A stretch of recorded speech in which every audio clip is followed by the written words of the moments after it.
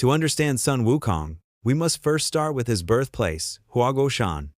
In Journey to the West by Wu Qinggan, a novelist of the Ming Dynasty, Huaguoshan is described as a fairy mountain in Aolai country of Dongsheng Shenzhou. It has crimson cliffs and strange rocks, steep walls and towering peaks, with immortal grasses and rare flowers that never wither, and green pines and cypresses that stay evergreen. More importantly, there is a celestial stone on the top of the mountain, and Sun Wukong jumped out of this stone. The Dongsheng Shenzhou is not a real geographical name, but one of the 4 great continents in the ancient Chinese mythological system. According to the cosmic view integrating Buddhism and Taoism, the world is divided into Dongsheng Shenzhou, Xinyu Heizhou, Nanshan Buzhou, and Beizhulu Zhou. Each continent has distinct local customs and living beings. This division reflects the ancient people's imagination of the cosmic structure and bears similarities to the settings of 9 realms and Mount Olympus in Western mythology, all of which serve as worldview stages built for mythological figures. Let's also talk about that immortal stone. It is no ordinary stone. The original text of Journey to the West describes it as follows. It stands 36 zong, 5 qi tall, corresponding to the 365 degrees of the celestial circle. Its circumference measures 24 zhang, matching the 24 solar terms in the official calendar. It has 9 orifices and 8 holes, in line with the 9 palaces and 8 trigrams. Here, the 365 degrees of the celestial circle corresponds to the 365 days in a year. The 24 solar terms refers to the 24 solar terms we often mention, an important calendar-based knowledge in ancient China for guiding agricultural production. The 9 palaces and 8 trigrams, derived from the I Ching, or Book of Changes, is a core concept in traditional Chinese philosophy regarding cosmic changes and the balance of yin and yang. In other words, Sun Wukong was endowed with the sacred attribute of complying with the laws of heaven and earth from the very moment of his birth. He is not an ordinary monkey, but a spiritual being born from the essence of heaven and earth, a detail that foreshadows his extraordinary powers later on. When the celestial stone produced a stone egg as big as a round ball, when exposed to the wind, it turned into a stone monkey. This stone monkey was unique from birth. His eyes emitted golden light, shooting up to the Do Mansion, the residence of the Big Dipper, star officials in heaven. His gaze could alarm the heavenly court, which already hinted that he would have a fierce conflict with heaven in the future. However, at the beginning, he was still a carefree stone monkey.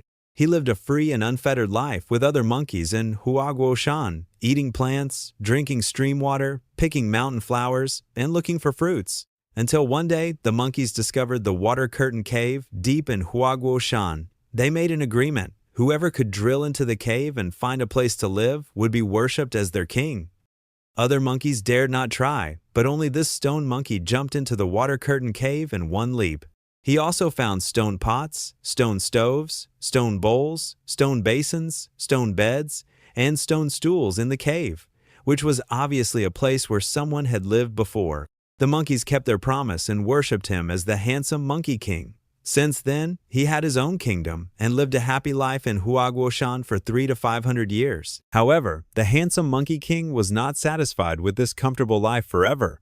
Once, when he was feasting with the monkeys, he suddenly became worried and shed tears.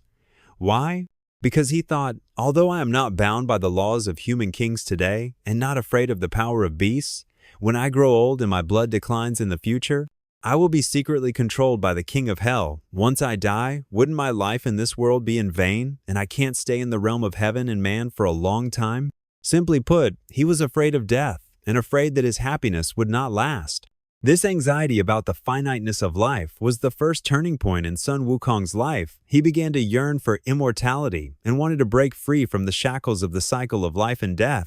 It was also this thought that prompted him to leave Huaguoshan and embark on a journey to find the way to immortality. After making up his mind, the handsome Monkey King made a wooden raft, took some dry rations, and prepared some tools. He crossed the ocean alone to find a celestial master who could teach him the art of immortality. He first arrived at Nanshan Buzhou, where he saw the life of humans. He found that all people in the world were after fame and fortune, and none cared about their own life essence.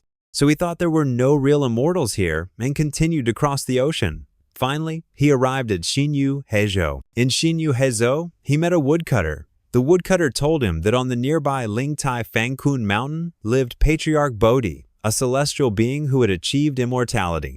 Here is another detailed popular science. The names Lingtai Fangkun Mountain and Patriarch Bodhi both have profound meanings. Lingtai and Fangkun both refer to the heart in Chinese. For example, we often say Fangkun is in chaos, which means the heart is in chaos. Bodhi is a Buddhist term referring to enlightenment and wisdom. The image of Patriarch Bodhi is also a fusion of Buddhism and Taoism. He wears Taoist robes and preaches Buddhist principles. Wu Chengen set it up this way to tell readers, the way to immortality that Sun Wukong is looking for is not only physical immortality, but also spiritual enlightenment, and the heart is the key to cultivation. The handsome Monkey King went to Lingtai Fangkun Mountain and met Patriarch Bodhi. The Patriarch asked him his name. He said he had no father or mother and no given name or surname. So the Patriarch gave him the surname Sun because Wuzhen, Husun, meaning monkey, without the radical he, dog radical, is Sun. So then the Patriarch gave him the given name Wukong.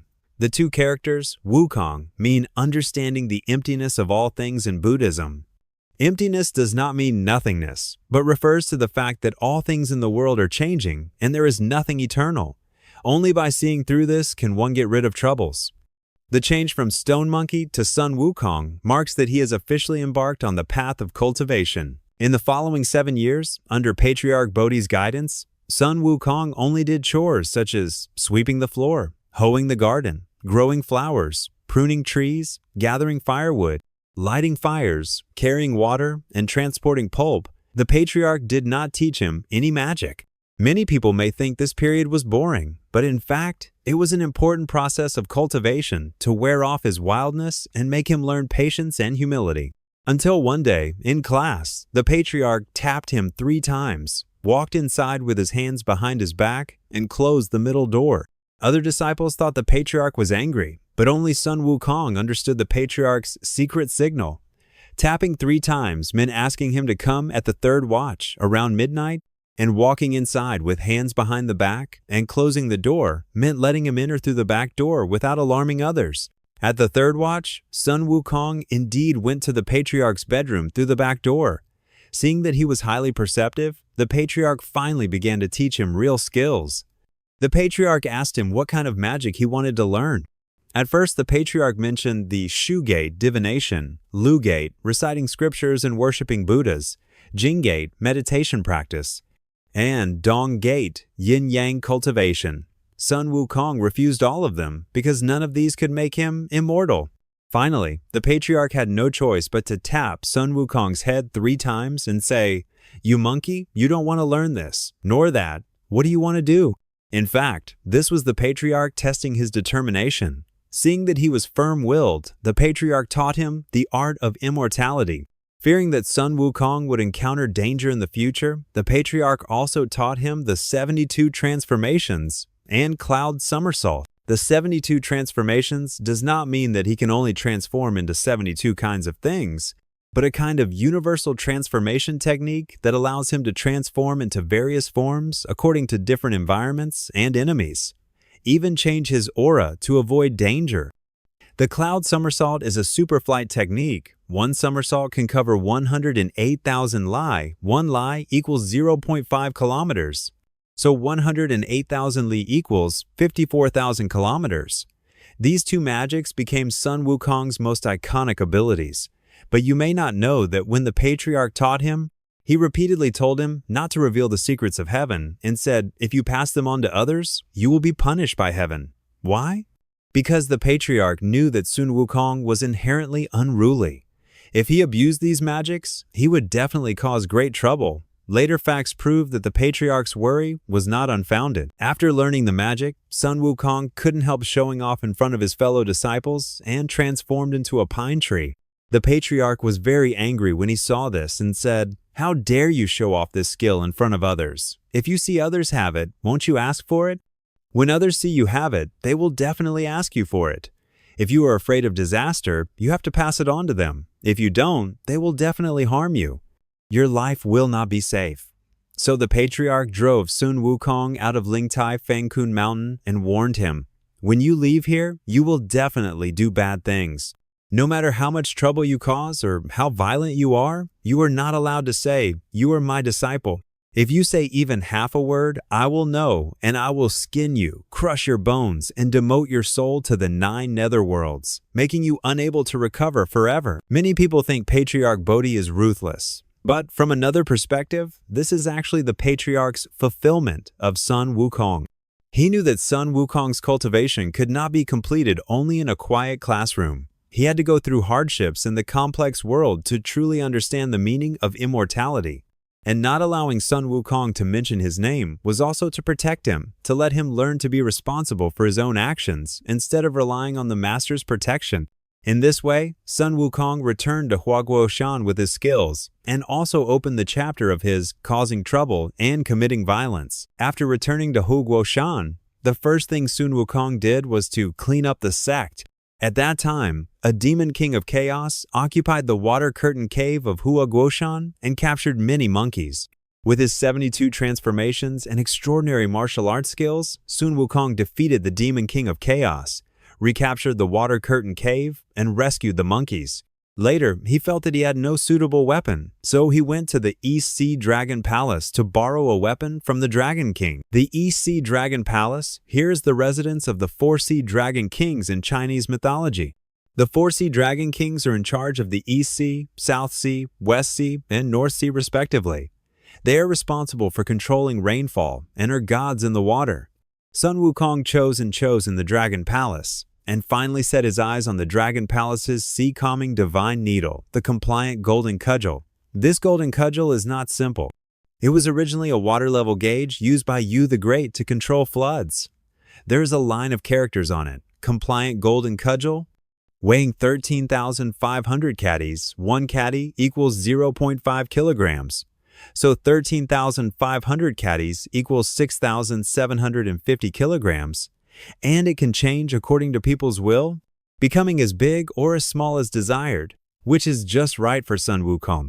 In addition to the golden cudgel, Sun Wukong also asked the Dragon King for the phoenix-winged purple gold crown, chain-linked golden armor, and lotus silk cloud-stepping boots, arming himself like the handsome Monkey King. Although the Dragon King was unwilling, he couldn't beat Sun Wukong, so he could only watch him take the treasures. Later, the Dragon King reported this matter to the Heavenly Court, saying that Sun Wukong forcibly demanded weapons and bullied the little dragon. At the same time, the King of Hell in the Underworld also reported Sun Wukong to the Heavenly Court because Sun Wukong disliked his name being in the Book of Life and Death. He made a scene in the Underworld and crossed out all the monkeys' names from the Book of Life and Death. The Underworld is a place in Chinese mythology that governs the cycle of life and death. The King of Hell is the supreme ruler of the Underworld, equivalent to the Grim Reaper in Western mythology. Sun Wukong's making trouble in the Dragon Palace and the Underworld was actually a challenge to the order of the 3 realms of heaven, earth, and water, which made the Jade Emperor very angry and decided to send troops to arrest Sun Wukong. At first, the Heavenly Court sent Heavenly King Li with the pagoda and Third Prince Nezha to arrest Sun Wukong. However, with his 72 transformations and Cloud-Somersault, Sun Wukong defeated Nezha, and Heavenly King Li could only return empty-handed. The Jade Emperor had no choice but to follow the advice of the Great White Planet and offer amnesty and enlist Sun Wukong, giving him the official position of Royal Horsekeeper to manage the horses in the Royal Horse Stable. Sun Wukong was quite happy at first, thinking that he had become a Heavenly Court official. But later, he learned from other immortals that the Royal Horsekeeper was actually an unranked minor official, not even a low-ranking immortal. He felt insulted and shouted angrily, "The Jade Emperor looks down on talents. To confer such a great position on me is clearly to belittle me." So he rebelled against the Heavenly Court, returned to Huaguoshan, and proclaimed himself the Great Sage Equal to Heaven. The title, Great Sage Equal to Heaven, embodies Sun Wukong's core rebellious spirit. He did not recognize the hierarchical system of the Heavenly Court, believing that his ability was no less than any immortal and that he should be on an equal footing with the Jade Emperor. When the Jade Emperor heard that Sun Wukong had proclaimed himself the Great Sage Equal to Heaven, he sent troops to arrest him again, but still couldn't defeat him. Finally, the Golden Star of Great White suggested again, issue another imperial edict of amnesty and enlistment, and confer the title of Great Sage equal to heaven on him. It's just an empty title with no salary attached. The Jade Emperor had no choice but to agree, so Sun Wukong came to the heavenly court again and became the Great Sage equal to heaven. He also got a mansion of the Great Sage equal to heaven with a quiet department and a tranquility department inside. The Jade Emperor hoped that he would stay quiet and calm and no longer cause trouble. But how could Sun Wukong's wild nature be tamed easily? In the heavenly court, he lived freely and unfettered. In his spare time, he visited friends and toured palaces, making friends and forming alliances. When he met the three pure ones, the highest gods in Taoism, he called them elder. When he met the four emperors, important gods under the Jade Emperor, he said, Your Majesty. He treated the 9 luminaries, 5 generals, 28 constellations, 4 heavenly kings, 12 terrestrial branches, gods, 5 elders of the 5 directions, all celestial phenomena gods, and all gods of the Milky Way as brothers, addressing each other as such. In other words, he disregarded the hierarchy of the heavenly court and treated all immortals as brothers, which obviously violated the rules of the heavenly court. Later, the Jade Emperor asked him to manage the Peach Garden of Immortality, which became the trigger for the Uproar in the heavenly court. The peaches in the Peach Garden of Immortality are treasures of the immortals. The first 1,200 trees have small flowers and fruits, ripening once every 3,000 years. Anyone who eats them will become an immortal, gain enlightenment, and have a strong and light body. The middle 1,200 trees have layered flowers and sweet fruits, ripening once every 6,000 years. Anyone who eats them will ascend to heaven with rosy clouds and achieve immortality. The last 1,200 trees have purple patterns and yellow cores, ripening once every 9,000 years. Anyone who eats them will live as long as heaven and earth, sharing the same lifespan as the sun and moon. Sun Wukong loved eating peaches, and he also thought that as the Great Sage equal to heaven, eating a few peaches was no big deal. So he sneaked into the peach garden every day to eat peaches, eating up all the ripe big peaches. Later, the Jade Emperor was going to hold a peach banquet and invited immortals from all over to eat peaches and drink immortal wine. But because all the peaches had been eaten by Sun Wukong, the Queen Mother of the West, the hostess of the peach banquet, and a powerful immortal, had to adjust the guest list temporarily and did not invite Sun Wukong. When Sun Wukong found out, he felt that he was being looked down on again. So he transformed into the appearance of the barefoot immortal, a carefree immortal, sneaked into the peach banquet, drank up all the immortal wine, and ate up all the 9-turn golden elixir, a kind of elixir that can make people become immortals immediately, of the Supreme Lord Laozi, the founder of Taoism, and a top immortal in the heavenly court. After eating and drinking, Sun Wukong knew he had caused a huge disaster, so he took the remaining immortal wine and golden elixir, returned to Huaguoshan, and distributed these treasures to the monkeys in Huaguoshan. When the Jade Emperor found out, he was completely furious and sent 100,000 heavenly soldiers and generals to arrest Sun Wukong. This time, the heavenly court sent all its elites, including powerful figures like Erlang Shen, a mighty immortal known for his third eye that can see through illusions, and Supreme Lord Laozi. Although Sun Wukong was powerful, he was finally hit on the head by the Supreme Lord Laozi with a Vajra ring, a magic treasure that can absorb all weapons, and captured by Erlang Shen. The heavenly court wanted to execute Sun Wukong, but cutting him with knives, burning him with fire, and striking him with thunder could not hurt him because he had eaten the immortal peaches, drunk the immortal wine, and swallowed the golden elixir. His body had become invulnerable to all weapons. Finally, the Supreme Lord Laozi put him into the 8 trigrams furnace and wanted to refine him into an elixir using the Liuding Divine Fire, a powerful divine fire in Taoism. The Liuding Divine Fire in the 8 trigrams furnace is one of the most powerful flames in Taoist mythology, but Sun Wukong was not burned to death in the furnace. He hid in the Jun Palace position of the 8 trigrams furnace. The Jun Palace is associated with wind and has no fire. Instead, because of the fire's roasting, his eyes turned into fiery eyes with golden pupils, which can see through the disguises of all demons and monsters.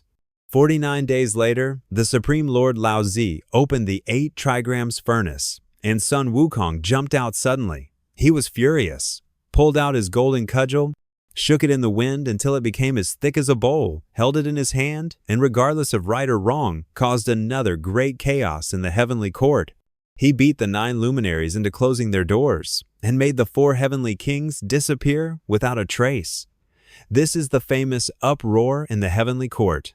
Sun Wukong turned the heavenly court upside down, so the Jade Emperor had to send someone to the Western paradise to invite Buddha Shakyamuni, the founder of Buddhism, for help. After Buddha Shakyamuni arrived at the heavenly court, he made a bet with Sun Wukong. If Sun Wukong could jump out of his palm, he would let the Jade Emperor give the heavenly court to him. If he couldn't, he would obediently go down to the mortal world and practice for another few hundred years. Sun Wukong thought that with his Cloud-Somersault, which can cover 108,000 li in one somersault, he could definitely jump out of Buddha's palm. So he jumped up, did a few somersaults, and saw 5 pillars in front of him. He thought they were the heaven-supporting pillars at the edge of the sky. So he urinated on the middle pillar, wrote the words, "Great sage equal to heaven has been here," then flipped back and told Buddha Shakyamuni that he had won. But he didn't expect that the 5 pillars were actually Buddha Sakyamuni's 5 fingers. The place where he urinated was the gap between Buddha's fingers, and the words he wrote were still on Buddha's fingers. Only then did Sun Wukong realize he had lost. He wanted to run away, but Buddha Shakyamuni turned his palm over and pressed him under the 5 Elements Mountain. The 5 Elements Mountain was transformed by Buddha Shakyamuni using the principle of mutual generation and restriction of the 5 elements: gold, wood, water, fire, earth. 5 mountains corresponding to the 5 elements pressed Sun Wukong, making him unable to move. Buddha also pasted a spell with the words Om Mani Padme Hum, a famous Buddhist mantra, on the mountain and asked the mountain god and earth god to guard it. He said, "Only when a scripture-retrieving monk passes by this mountain in the future can you be released." In this way, the once arrogant, great sage equal to heaven was pressed under the 5 Elements Mountain for 500 years. Many people feel sorry for Sun Wukong when they hear this part, and also admire his rebellious spirit rebelling against authority and injustice. But I want to interpret the uproar in the heavenly court from another perspective. Sun Wukong's rebellion was actually full of willfulness and self-centeredness. It's true that he thought the hierarchical system of the heavenly court was unfair, but his way of rebellion was full of destructiveness. When he caused an uproar in the Dragon Palace, he ignored the Dragon King's pleas and took the treasures by force. When he caused chaos in the Underworld, he disregarded the rules of the cycle of life and death and randomly crossed out names from the Book of Life and Death. In the heavenly court, he violated the invitation rules of the Peach Banquet, stole immortal wine and golden elixir, and turned the heavenly court upside down. This kind of behavior, as long as I think it's unfair, I can wantonly break the rules, is actually a kind of childish rebellion. It's like a child who smashes the family's vases because he can't get what he wants. He only sees his own grievances, but doesn't consider what harm his actions will bring to others. Buddha Shakyamuni pressing him under the 5 Elements Mountain was not to punish him, but to give this wild monkey a chance to reflect. 500 years was enough for him to calm down from his arrogance, think about where he went wrong, and think about what power should be used for. These 500 years were a period of seclusion and reflection on Sun Wukong's path of cultivation, and also a key foreshadowing for his transformation from the great sage equal to heaven to the victorious fighting Buddha.